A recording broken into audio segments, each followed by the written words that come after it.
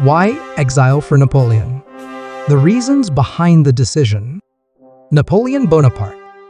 He conquered most of Europe, but in the end, he lost it all. Twice. After his first defeat, he was exiled to the island of Elba. But he escaped. And after his second defeat, well, they had to send him somewhere a little further away.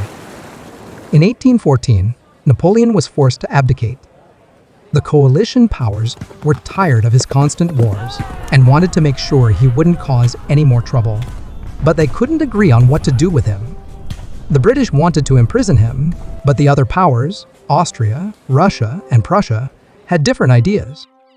They eventually agreed to let Napoleon live in exile on Elba, as long as he promised to stay out of trouble. But Napoleon didn't keep his promise. He escaped from Elba and returned to France, where he raised a new army and challenged the coalition powers once again. This led to the famous Battle of Waterloo, where Napoleon suffered his final defeat. So why didn't they just execute Napoleon after his second defeat? Well, there were a few reasons. First of all, executing a former emperor was a risky move. It could have made him a martyr and sparked further unrest in France.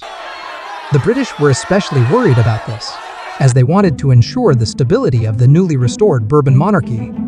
Secondly, some of the powers, particularly Austria and Russia, had moral concerns about executing someone who had once been their ally and had been crowned by the Pope. They felt that exile was a more appropriate punishment. Napoleon spent the rest of his days on St. Helena, a lonely and isolated figure. He died there in 1821. What do you think about Napoleon's fate? Was exile a fair punishment, or should he have faced a harsher sentence? Let us know in the comments below.